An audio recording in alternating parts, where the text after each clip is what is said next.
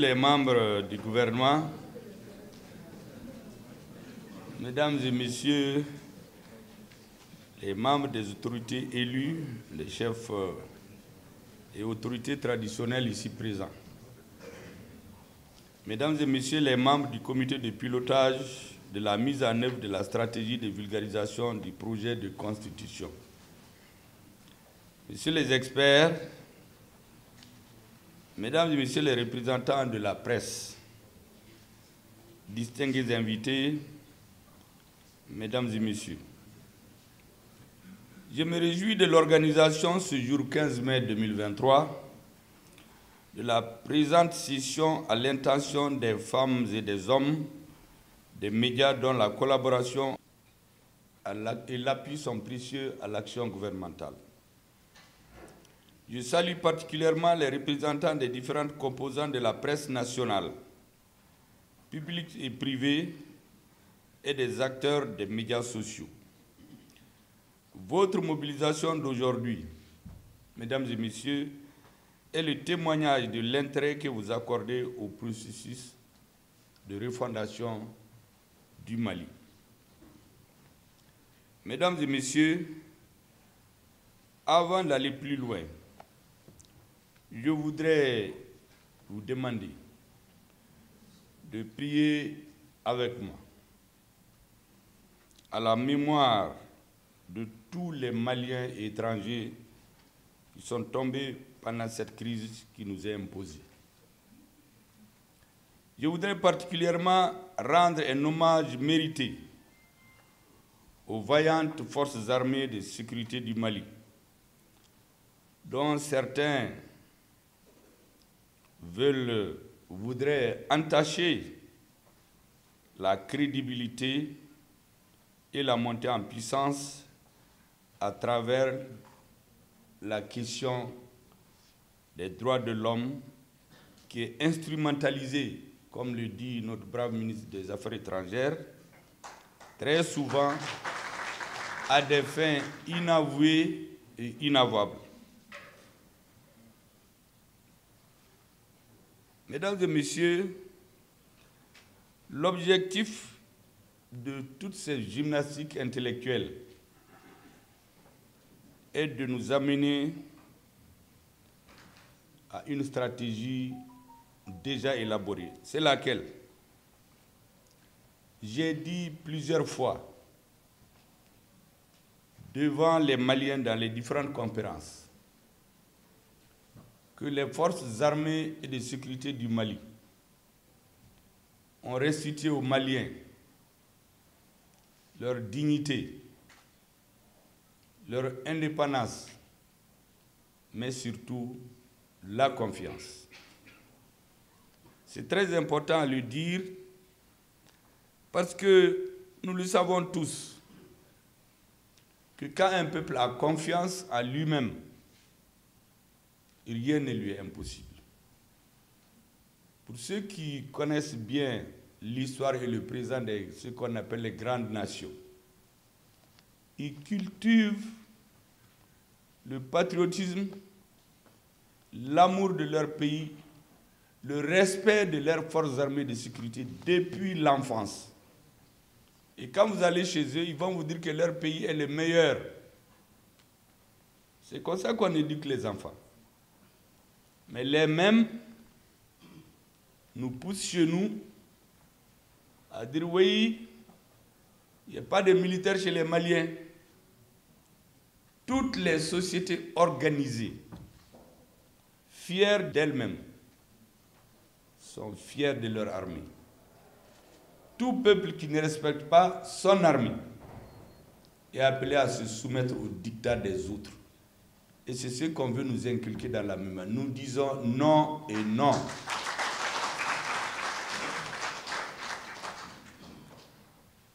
Vous savez, la campagne qui est orchestrée depuis quelques jours, mais notre ministre des Affaires étrangères a ressenti, donner le coup de poing nécessaire depuis Genève. Tout le monde est tombé KO, on n'a entendu personne parler. Et maintenant, des gens se réveillent à la suite d'un rapport rédigé par quelqu'un qui a été renvoyé d'ici, parce que instrumentalisé des Maliens. On a vu un dossier qui a été présenté aux Nations Unies par une soi-disant malienne de la société civile, que personne n'a vu consulter qui que ce soit. Sauf qu'on a découvert que le montage a été fait dans la banlieue de Bamako. On voyait les indicateurs sur l'écran, mais en vidéoconférence, ils l'ont envoyé et ça a servi de discours à certains. Eh bien, ils veulent le réchauffer. Nous disons non et non. Personne ne va conduire les Maliens à douter de leur armée. Parce que c'est une façon de nous avoir. Nous, nous savons très bien. Oui, il y a eu des civils qui ont été tués à Moura. Mais quand les populations de Moura étaient prises en otage pendant des années, qui a parlé des droits? Quand le gouvernement a envoyé une mission à Moura, on a compté, on a interrogé les populations sur le terrain. On ne peut pas comparer ça à quelqu'un qui vient nous dire qu'il a placé un satellite, qui a filmé je ne sais quoi, qui a interrogé je ne sais qui a été à quel cimetière, et qui vient maintenant, de façon coordonnée, faire tomber le ciel sur la tête des Maliens. Notre tête est suffisamment résistante et nous savons bien lire, nous savons ce qui se cache derrière ça. Il y a quelques années, les Maliens avaient perdu confiance en eux-mêmes. Vous savez, le schéma est très simple. En 1884, on a partagé l'Afrique, on a rasé la tête des Africains à leur absence. L'Afrique a été partagée en zone d'influence. 1884 à Berlin. Maintenant, la technique, il faut la changer. Il faut amener les Africains à douter de leur armée, de leur État, les délégitimer. Comme ça, les populations vont sortir et prier des forces étrangères pour venir les sauver et leur confier leur destin. Les Maliens ne mangent pas à ce râtelier. Je voudrais donc inviter tout le monde, comme nous l'avions fait jusqu'ici, de faire bloc autour de notre armée, de faire bloc autour des chefs militaires chez nous. Ils ne commettent aucune exaction. Où étaient ces messieurs lorsqu'on a égorgé des Maliens à Galop? Où étaient ces messieurs lorsqu'en Délimane, plusieurs dizaines de militaires maliens ont été tués? Une base construite par l'étranger, financée par l'étranger, dans laquelle, comme par hasard, on oublie de faire un forage pour donner à boire aux militaires, sachant bien que dans le désert, comme partout, le premier besoin de l'homme, c'est l'eau. Donc les militaires sont obligés de sortir, aller dans les hameaux chercher de l'eau. De l'eau, on étudie les trajectoires. Un jour, on tombe sur eux au puits, on les élimine, on remplit le véhicule de poudre explosive, on va rentrer dans le camp. Les militaires sont morts. Ceux qui ont survécu ont fait 7 heures de temps à demander une aide. Les avions de ce qu'ils appellent la communauté internationale, c'est comme ça on les appelle. Les avions étaient là, les hélicoptères étaient là. Ils disent qu'ils n'ont pas eu d'ordre. Pendant qu'on tuait les gens, l'armée est venue aujourd'hui. Aucun camp ne peut être attaqué pendant des heures sans qu'il n'y ait de secours par les armées maliennes. Et nous n'avons pas besoin de demander la mansuétude de quelqu'un pour sauver nos militaires. On tombait sur des villages entiers. On les rase, femmes et enfants. Où étaient les droits de l'homme en ce moment? Pourquoi il n'y a pas eu un rapport sur ça? Comme si Moura est différent de Ogosago, de Sobanda, de toutes ces villes qui sont totalement rasées. et qui a été demandé aux populations de Moura. Moi, j'ai les témoignages que j'ai vus à la suite de la mission du gouvernement. C'était des terroristes. Nous avions même pensé ce jour que nous avons capté un des gros terroristes. Il a échappé de justesse. Donc on ne vienne pas nous polluer l'air, dénigrer notre armée, dénigrer les chefs militaires, nous amener à perdre confiance en eux pour aller nous soumettre à quelqu'un d'autre. Notre diplomatie, notre défense, notre force d'armée de sécurité, notre justice continue de donner et donneront jusqu'à preuve du contraire le coup de poing qu'il faut à ses détracteurs et notre peuple restera uni derrière ses chefs. Mesdames et messieurs, comme vous le savez, depuis plus d'une décennie, notre pays est éprouvé par une crise globale et profonde, caractérisée par des événements d'une gravité sans précédent qui ont failli compromettre son existence en tant qu'État-nation. Les raisons multiples, tous les Maliens les connaissent.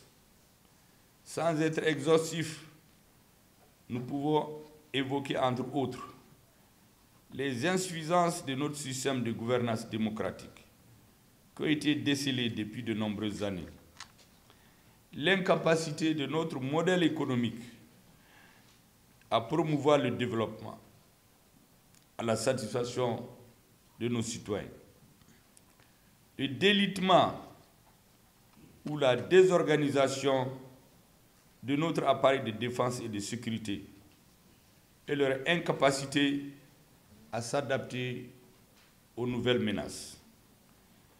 Et enfin, les incohérences de notre diplomatie. Les Maliens ne sont pas d'accord. Ils veulent tout simplement être respectés. Nous ne sommes contre personne. Compte tenu, mesdames, messieurs, de la complexité de ces problèmes, une approche holistique est apparue nécessaire pour permettre à notre pays de retrouver résolument sa souveraineté. À la faveur de la rectification de la transition en cours, le président de la transition, chef de l'État, le colonel Assimi Goïta, a initié le processus de refondation de notre pays, faisant écho au concept du Malikoura, largement adopté et partagé par les Maliens tant à l'intérieur qu'à l'extérieur. C'est ainsi que se sont tenues en décembre 2021 les assises nationales de la refondation, assorties de recommandations dans tous les secteurs de la vie nationale. Les assises. Mais je voudrais faire un rappel aux Maliens. En 2018, tout le monde se rappelle de la profonde crise qui a affecté notre pays. Jamais dans l'histoire du Mali, il n'y a eu autant de manifestations grandioses, à l'intérieur et à l'extérieur. À l'occasion de cette crise, je voudrais rappeler que la CEDEAO avait envoyé ici une délégation de très haut niveau, conduite par le ministre nigérian des Affaires étrangères du Nigeria. Et l'une des recommandations fortes de cette mission, c'est de dire que la situation est telle qu'au regard de la crise politique, de tous les problèmes qu'il y a au Mali, aucune élection ne devrait plus être organisée en République du Mali sans des réformes politiques et institutionnelles majeures, parmi lesquelles la Constitution. C'est en 2018 que ça a été dit. Les ANR, au nom du peuple malien, sont venus le confirmer. Donc, pour traduire ces recommandations dans les faits, le gouvernement de transition a initié plusieurs chantiers, au nombre desquels figure l'élaboration d'une nouvelle constitution. Pour concrétiser cet engagement, le président de la transition, chef de l'État, le colonel Assimi Goïta, a créé une commission de rédaction de la nouvelle constitution, puis une commission de finalisation de la constitution. La commission de finalisation a remis, mesdames et messieurs, le 27 février 2023 au président de la transition un projet de constitution qui sera soumis au vote des Maliens le 18 juin 2023. Mesdames et messieurs, distingués invités, à compter de ce jour jusqu'au 30 mai 2023, le gouvernement entame mener des activités d'information sur le contenu du projet de constitution à l'intention des forces sociales et politiques à Bamako, dans les régions et à l'extérieur du pays, notamment dans les zones de forte concentration de nos compatriotes. Ces différentes rencontres se veulent le creuset d'échanges avec l'ensemble des forces vives de la nation pour une meilleure compréhension du contenu de la Constitution. La finalité recherchée est de permettre à toutes les Maliennes et à tous les Maliens, sans exception, d'appréhender le contenu et l'esprit de la Constitution. C'est pour cela que nous avons pris soin de le traduire pour ceux qui veulent lire dans toutes les langues écrites au Mali. Sachant aussi que nous sommes un pays d'oralité, le gouvernement se fera le devoir d'utiliser en plein les radios locales qui sont écoutées par toute la population. Mesdames et messieurs, je souhaite vivement que ces activités puissent être l'occasion de débats ouverts, productifs et riches, de contributions en vue de mieux apprendre, comprendre et appréhender selon le cas de chacun les principales dispositions du projet de constitution, notamment les nombreuses innovations refondatrices qu'il comporte. Je voudrais lancer un appel à tous les Maliens. Tout ce que nous faisons pendant cette transition, nous voulons que ce soit à l'issue des débats d'idées et de savoir-faire politique. Vous vous rappelez, au début, peu de gens avaient cru aux assises. La première rencontre que j'ai tenue ici sur les assises a duré 5 heures de temps. Beaucoup de gens ont dit, est-ce que ça aura lieu? Eh bien, ça a eu lieu. Et les conséquences et les conclusions servent aujourd'hui de boussole au gouvernement de transition. De la même manière, je voudrais que l'adoption de cette constitution fasse l'objet d'un débat d'idées, un vrai débat, pas d'invective. Ceux qui sont contre ce projet sont aussi des Maliens. Il faut leur opposer des arguments.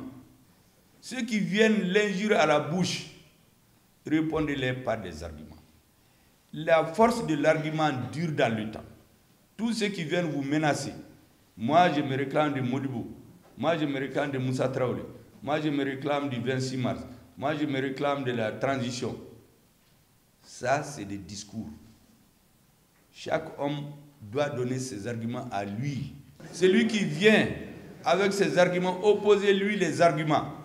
Soyez calme, mais des bras de fer dans du vélo, avec tout le respect dû aux Maliens qui ne sont pas d'accord avec vous. Eux aussi sont des Maliens. L'alternance, pourquoi ça arrive? C'est que ceux qui sont d'accord avec vous aujourd'hui, quand ils comprennent, ils ne sont plus d'accord avec vous, ils votent contre vous. C'est ça l'alternance? Ce n'est pas la trahison. Si c'est que vous faites confiance aujourd'hui, les citoyens se rendent compte que ça ne va pas. Il va aller contre vous. Il peut aller contre vous aujourd'hui et être avec vous demain. Parce qu'il comprend beaucoup de choses. Pour la petite histoire, moi j'ai l'habitude de dire même dans mon parti, quand les gens font des débats, faites attention. Le Mali ne se limite pas à un parti politique ou à des partis politiques. La majorité des Maliens ne militent même pas dans les partis. À chaque élection, sur 20 millions d'habitants, aucun président n'a jamais mobilisé sur lui seul 2 millions. Moi, je dis à mes amis, le Mali ne se limite pas aux partis politiques. Et votre président que je suis, les 95% de ses sympathisants aujourd'hui, c'est des gens qui étaient contre lui hier. Mais quand les gens comprennent, ils ont la liberté de suivre qui ils veulent. Donc il faut battre votre campagne avec vos arguments et ne pas venir dire « moi je suis du parti du Premier ministre ». Ce n'est pas ça le plus important. Qu'est-ce que vous faites dans votre commune?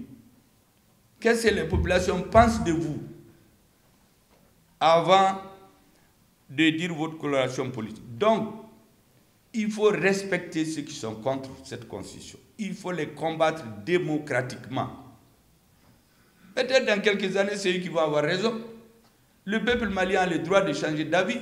Mais aujourd'hui, il faut qu'on lui propose tous les arguments et qu'il choisisse en connaissance de cause. Tous ceux qui vont aller dans les invectives, les injures, les insultes, ça c'est des méthodes archaïques. Il faut que les partisans de la transition sortent le dimanche, le 18 juin, et gagner haut la main. Il faut 50 et beaucoup au-dessus pour gagner haut la main la Constitution, et démocratiquement. Il faut que ceux qui sont contre, on les laisse écrire et dire qu'ils ne sont pas d'accord.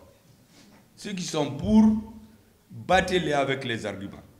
Voici ce que je voulais vous dire.